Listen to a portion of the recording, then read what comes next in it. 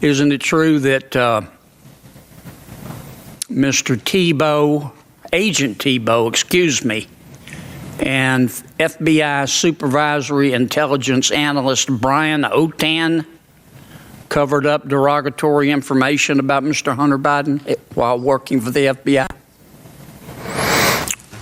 Well, again, I want to be very careful not to interfere with ongoing personnel matters. I should say that when I read the letter that describes the kinds of things that you're talking about, I found it deeply troubling. And it is troubling.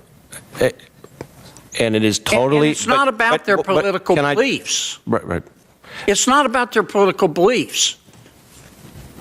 It's about that this is a senior employee at the FBI with years of experience going on social media and tweeting this kind of stuff. All right, guys, so we got to talk about an epic exchange between FBI Director Christopher Wray and Josh Hawley after FBI Director Christopher Wray was pressed on the fact that he left an earlier Judiciary Committee meeting in order to catch a jet, a taxpayer-funded jet, an FBI jet, to take a vacation with his family as he was being pressed on allegations, whistleblower allegations, that two FBI employees were engaged in a cover-up of the Hunter Biden investigation. Now, at the time of this earlier hearing, the FBI Director, Christopher Wray, admitted that, that they were engaged in that. And the Republicans wanted to question him more on that issue.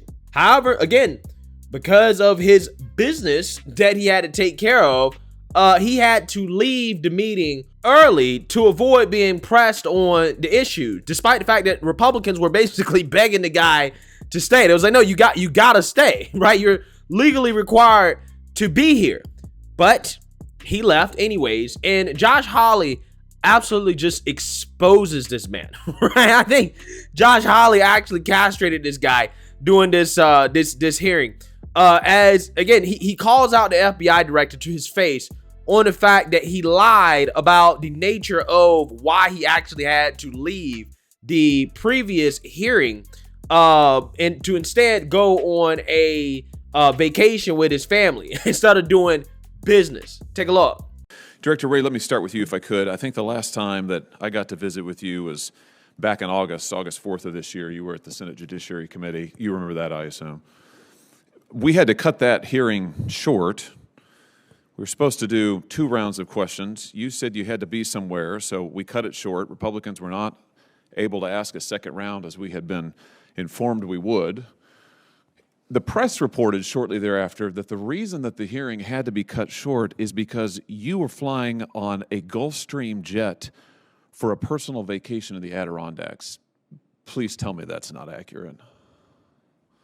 Senator, the hearing was not cut short from my experience. We had agreed beforehand on the time and length of it, and I was very surprised to find that any member on the committee was surprised. As to how I fly, I am required, not only permitted, but required to fly on an FBI plane wherever I go. That's so you were going on vacation? I was, yes. So you left a statutorily required oversight hearing in order to go on a personal vacation in the Adirondacks? I took a flight to go visit my family, as had been previously arranged in conjunction with the leadership of the committee. The ranking member, Chuck Grassley, asked you during the hearing, he said, I assume you must have other business. You said, yes. He then said, if you have a business trip, you've got your own plane, can't it wait a while? He then said, Chuck Grassley, we only just heard half an hour ago that now you have to leave. We were going to have a 7-minute round followed by a 3-minute round. I've got 7 people on my side of the aisle, that included me, who are waiting for this additional round. Is there any reason we can't accommodate them for 21 minutes? And you said you had a plane to catch. You had somewhere to go. And now we find out it was for vacation? The reference to other business was not a reference to that day. It was a reference to the following week where Senator Grassley and I were going to see each other in Iowa when I had other business in Iowa, and I did in fact see him then. Wait, you had to leave the hearing early because you're going to see him later in Iowa in a week? No, I had to leave when I said I was going to have to leave, as had been previously organized with the leadership of the committee.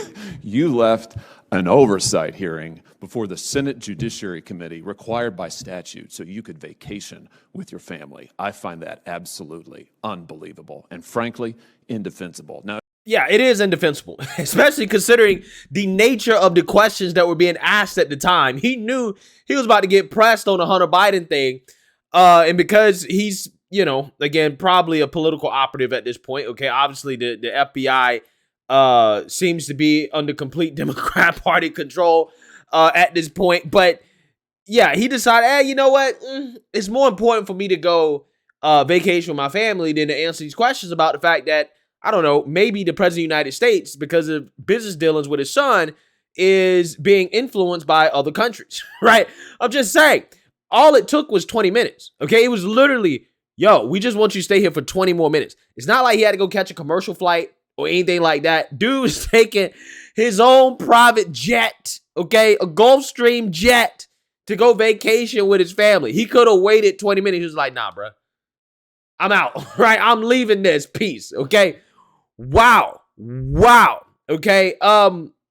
Yeah, these are unelected bureaucrats within our government, guys. This is what they're doing with taxpayer money. They're taking private jets to go vacation with their families instead of being in Congress and answering questions like they're legally required to do. I'm just saying.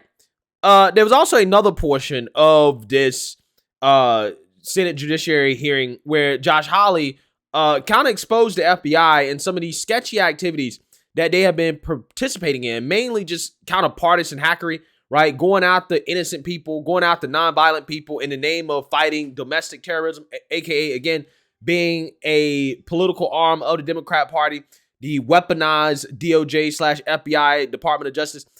This is the type of stuff that they're engaged in here that Josh Hawley is going to talk about. It really is jaw-dropping, but also unsurprising that, again, this is the type of political hackery that is going on within these federal law enforcement agencies. Take a look. Whistleblowers who have come forward to members of this body, to members of the House. The FBI has been sending more than, in one instance, a dozen armed agents to a rural Pennsylvania home of a Catholic pro-life demonstrator to arrest him at gunpoint in front of his children in early morning hours, despite the fact that he posed no risk of violence or threat and had previously offered to turn himself in. Numerous whistleblowers, field agents, have alleged that D.C., your headquarters, has pulled them off working on child sex abuse cases, working on human trafficking cases, in order to work on January 6th matters for this reason, to give the appearance, they say, that there are hundreds of new domestic terrorism cases in the country, when in fact there are not. Whistleblowers, field agents have also said that D.C. has ordered the use of SWAT teams on nonviolent suspects who may have attended a January 6th rally, and they have been ordered to conduct surveillance and knock on doors of people who were not even in D.C. on January 6th. And again, all of this, according to the whistleblowers, these are your agents, all of this in order to make it look as if there's a mass surge in domestic terrorism all across the country, when in fact the stats are being padded by political directive in your office. They also say, these whistleblowers, the D.C. leadership deliberately suppressed investigations into Hunter Biden, contrary to FBI procedure, and have also retaliated against FBI agents and whistleblowers who have contacted Congress, which, by the way, they are protected by statute to do so. This is what's happening at your FBI while you are evading oversight hearings. Mr. Director, do you think you're still up to this job? I absolutely think I'm still up to this job, and I think our workforce feels the same way. Well, I don't. And frankly, I think you should have been gone a long time ago. And given your behavior recently, I think it only makes it more clear. Are there any travel plans today that we should be aware of that you have? We're supposed to have a second round. Will you be here for that? Yes. Yeah, Josh Hawley's the man, okay? He should definitely be on the short list for president, right? At some point in the future. I'm just saying, okay? Because what he just exposed there was the FBI being used as a political weapon, okay? Taking away resources from things that the FBI should actually be looking into, okay? And using those resources to go after domestic terrorism, aka anybody that's associated with Trump or that was associated with January 6th in some way, in order to make it look like cases of domestic terrorism are on the rise, right? Domestic terror is coming from the right, you mean, right? Coming from the right. Yeah, we can never forget that these are the same people, the DOJ, that tried to say that parents protesting at school board meetings were domestic terrorists.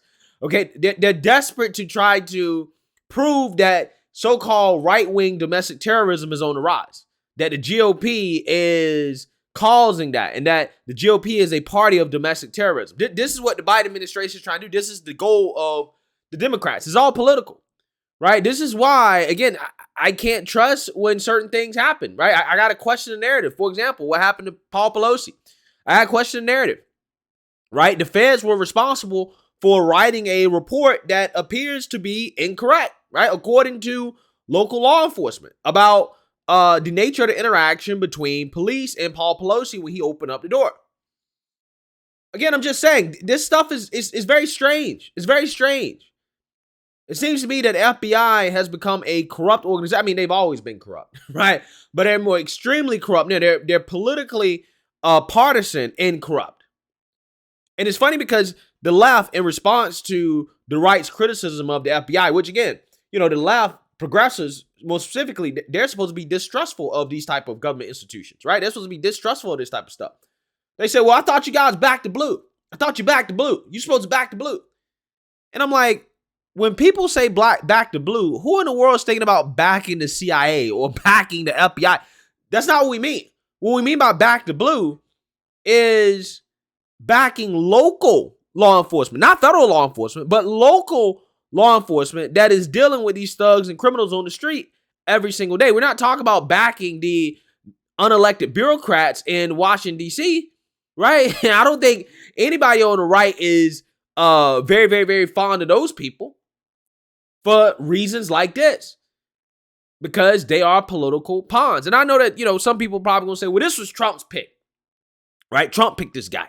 This is why he's in office. And I say, look, here's the thing about Trump's picks. I am hoping that Trump has learned from his mistakes. Okay. I'm hoping that he learned from this because, let's be real. He's not a swamp creature, right? Again, was Trump in the circle? Okay. Because he's a billionaire, of course, right? Billionaires buy the politicians. So they all hang out in the same circle, right? Rich people, politicians, celebrities, they're all in the same circle. They all know each other. But I don't think he was a DC swamp creature in the sense that he was very well connected and he knew exactly who he could put into these positions. I think when Trump got in office, I think he probably was overwhelmed by the amount of appointments he would have to make, the amount of positions that would need to be filled. And typically, you need to be in Washington for a long time, right? You need to be very well connected to really be able to know who's who and what they're about and to develop a trust. And I think that because Trump wasn't a swamp creature, he just didn't have that. He was kind of picking guys that I think that the Republican Party recommended, like people like Mitch McConnell, for example. And he really just kind of went with that because he really didn't know him, right? So, I give Trump a mulligan on some of these appointments that he's made it. Like, again, this guy to the FBI and stuff like that, because I really do believe that his first term in office, you got to get accustomed to actually learning how to run a government. Running a government and running a business, they're two separate things. Okay, they really are. They're not the same thing. So I hope that at least next time around, if Trump gets the chance to take office, that he learned from his mistakes and he actually appoints somebody that's not going to be so much of a partisan hack like this. But this stuff is important because, one, it exposes the corruption of the FBI to the American people. And two, because Republicans are taking back the House, in January, they'll be able to compel Mr. Wray to answer more questions on this stuff and to potentially have to cooperate with an investigation. Now, ultimately, they can't really remove him. Okay, they don't have the power to do that.